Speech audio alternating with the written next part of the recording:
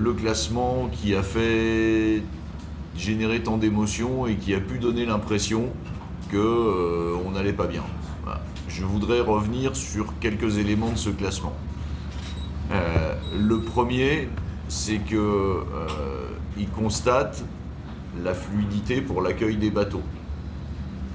Et que si on a plus de trafic et plus d'activité, ce qui est notre cas, hein, et quand on dit plus, c'est vraiment beaucoup plus, il y a plus de bateaux qui viennent et il faut un petit temps pour arriver à absorber les nouvelles dimensions, les nouvelles donnes de trafic. Tout à l'heure, monsieur le directeur général du port vous parlait du succès et de l'attractivité du port de Conakry. Et c'est vrai. Si on se souvient, pour ceux d'entre vous qui suivaient la communauté portuaire il y a quelques années, on avait en 2023 3 services maritimes qui venaient au port conteneur de Conakry. Avec le progrès, l'activité, le dynamisme de l'économie guinéenne, on a eu d'abord un des armateurs qui a doublé son service, donc on s'est trouvé avec 4 services. Et puis un 5e qui est venu. Et puis un 6e qui est venu. Donc aujourd'hui, on ne traite plus 3 services maritimes sur le port, on en traite 6. Donc on a une vraie augmentation de l'activité. Cette multiplication des services maritimes, elle s'explique parce que l'économie guinéenne, en fait, est ultra dynamique. On est aujourd'hui... Pardon, je suis un peu enroué, donc je vais faire court. Mais ce dynamisme de l'économie guinéenne, en fait, on est dans une des 3 économies les plus dynamiques du monde. Hein. On l'oublie peut-être, mais quand on se compare au reste du monde, on est dans une des 3 économies les plus dynamiques du monde. Et on est en train de voir, ici, dans notre environnement, moi je suis un peu plus âgé que certains d'entre vous, donc je l'ai vu, on est en train de voir à peu près la même chose que ce qui se passait en Chine dans les années 80. En Chine, dans les années 80, on était au balbutiement de l'économie, les usines commençaient à démarrer, on ne savait pas trop comment exporter, on ne savait pas trop comment importer, c'était compliqué. Et puis quand on regarde la Chine aujourd'hui, regardez, on est au même niveau que les États-Unis.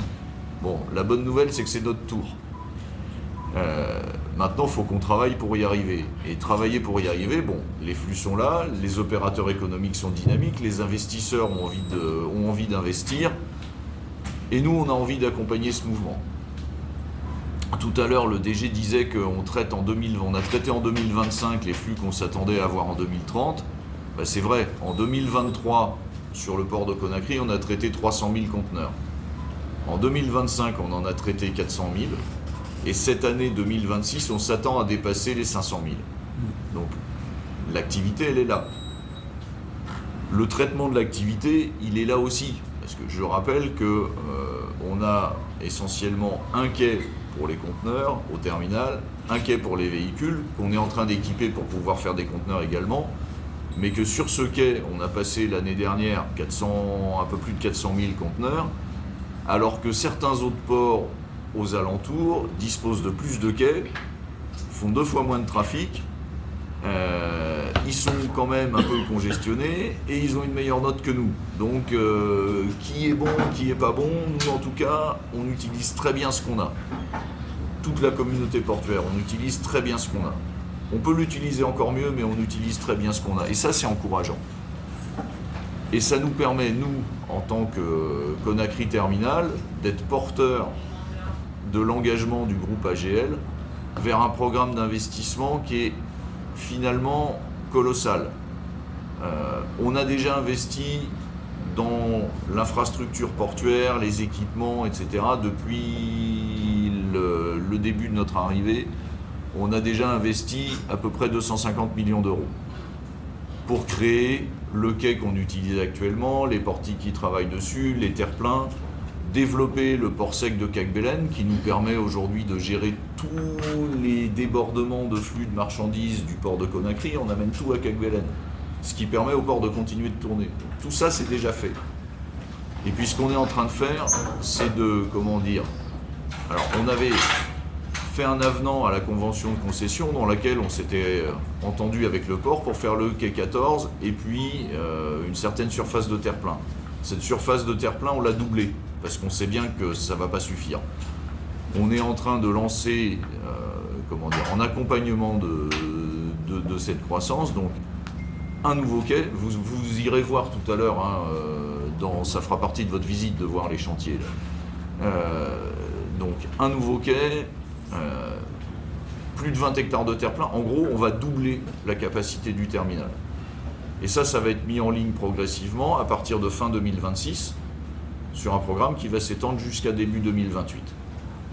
Alors, on est en train de travailler, il y a des petits ajustements, il y a des endroits où on voudrait aller plus vite et puis on est un peu freiné, on cherche vraiment à aller plus vite. Et ça, c'est l'étape certaine et engagée et qu'on fait dès maintenant pour pouvoir traiter finalement cet afflux de conteneurs. Ça doit nous permettre de porter la capacité du port à 1 million de conteneurs par an. Est-ce que ça va suffire ? C'est là où on peut se poser la question et on est déjà en train de regarder l'étape suivante, en train de se dire mais attends, on vient de se faire avoir, on vient en tout cas de se faire surprendre. On a eu en 2025 les trafics qu'on attendait en 2030.